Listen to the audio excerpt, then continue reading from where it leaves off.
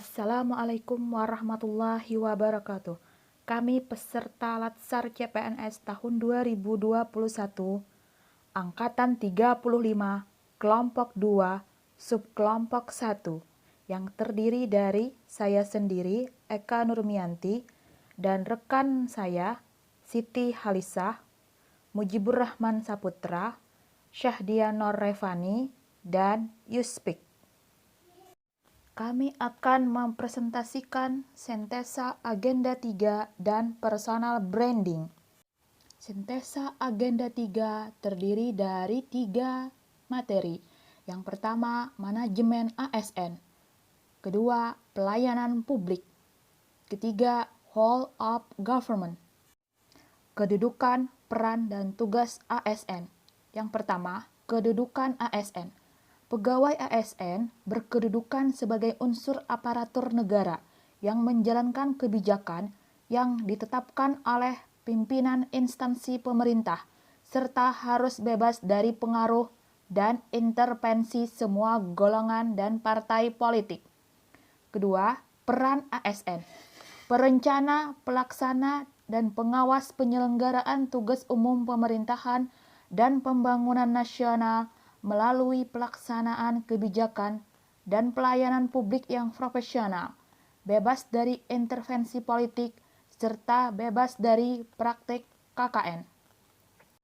Selanjutnya, tugas ASN melaksanakan kebijakan yang dibuat oleh penjabat pembina kepegawaian sesuai dengan ketentuan perundang-undangan, memberikan pelayanan publik yang profesional dan berkualitas, mempererat persatuan dan kesatuan NKRI. Manajemen ASN, yaitu pengelolaan ASN untuk menghasilkan pegawai ASN yang profesional, memiliki nilai dasar, etika profesi, bebas dari intervensi politik, bersih dari praktek korupsi, kolusi, dan nepotisme. Selain itu, manajemen ASN lebih menekankan kepada pengaturan profesi pegawai sehingga diharapkan agar selalu tersedia sumber daya aparatur sipil negara yang unggul selaras dengan perkembangan zaman. Pelayanan publik, yaitu kegiatan atau rangkaian kegiatan dalam rangka pemenuhan kebutuhan pelayanan sesuai dengan peraturan perundang-undangan bagi setiap warga negara dan penduduk atas barang, jasa, atau pelayanan administratif yang disediakan oleh penyelenggara pelayanan publik. Dalam pelaksanaan pelayanan publik harus berdasarkan standar pelayanan sebagai tolak ukur yang dipergunakan sebagai pedoman penyelenggaraan pelayanan. Selanjutnya, asas dan prinsip pelayanan publik. Asas pelayanan publik yaitu yang pertama, transparan, yang kedua, kondisional, yang ketiga, akuntabilitas, yang keempat, partisipatif, yang kelima, kesamaan hak, dan yang keenam, keseimbangan hak dan kewajiban. Sedangkan untuk prinsip pelayanan publik yaitu yang pertama, kesederhanaan, yang kedua, kejelasan, yang ketiga, kepastian waktu, yang keempat, akurasi, yang kelima, tanggung jawab, yang keenam, kelengkapan sarana dan prasarana, yang ketujuh, kemudahan akses, kedelapan, kedisiplinan, kesopanan, keramahan, yang kesembilan yaitu kenyamanan. Selanjutnya, WOG atau Work of Government. WOG atau Work of Government adalah sesuatu yang menekankan pelayanan yang terintegrasi sehingga prinsip kolaborasi, kebersamaan, kesatuan dalam melayani permintaan masyarakat dapat diselesaikan dengan waktu yang singkat. Berikut ini adalah jenis-jenis pelayanan publik dalam pendekatan WOG. Yang pertama, pelayanan bersifat administratif.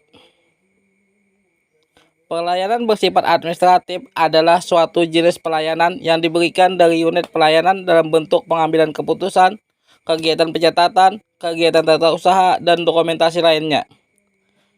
Contoh jenis pelayanan administratif adalah pelayanan sertifikat tanah, pelayanan EMB, dan pelayanan administrasi kependudukan KTP, akta kelahiran, kematian. Yang kedua, pelayanan jasa. Pelayanan jasa adalah jenis pelayanan yang diberikan dari unit pelayanan dalam bentuk penyediaan sarana serta prasarana dan penunjangnya. Contohnya, pelayanan jasa di rumah sakit.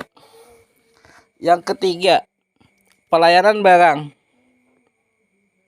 Pelayanan barang adalah jenis pelayanan yang diberikan dari unit pelayanan dalam bentuk kegiatan pengolahan dan atau penyediaan barang yang berwujud fisik, termasuk juga distribusi dan penyimpanannya terhadap konsumen secara langsung. Contoh pelayanan barang, pelayanan listrik, pelayanan rumah, pelayanan telepon. Yang keempat, pelayanan regulatif. Pelayanan regulatif adalah jenis pelayanan yang melalui penegakan hukuman dan melalui peraturan undang-undangan maupun dari kebijakan publik yang telah mengatur sendi-sendi kehidupan masyarakat. Personal branding adalah proses pembentukan persepsi masyarakat atau publik terhadap aspek yang dimiliki seseorang, yaitu sebagai seorang ASN. Aspek ini meliputi kepribadian, kemampuan, nilai, serta persepsi positif yang ditimbulkan atau ada di dalam diri individu seorang ASN. Personal branding yang harus dimiliki seorang ASN ada 6 poin. Yang pertama, berintegritas. Integritas pegawai ASN diukur dari kejujuran, kepatuhan terhadap peraturan perundang-undangan, kemampuan bekerja sama, serta pengabdian kepada masyarakat, bangsa, dan negara. Yang kedua, disiplin. Untuk menaati kewajiban dan menghindari larangan yang ditentukan dalam peraturan perundang-undangan dan atau peraturan kedinasan yang apabila tidak ditaati atau dilanggar, maka dijatuhi hukuman. Yang ketiga, kompeten, yang artinya seorang ASN haruslah ahli dan menguasai di bidangnya.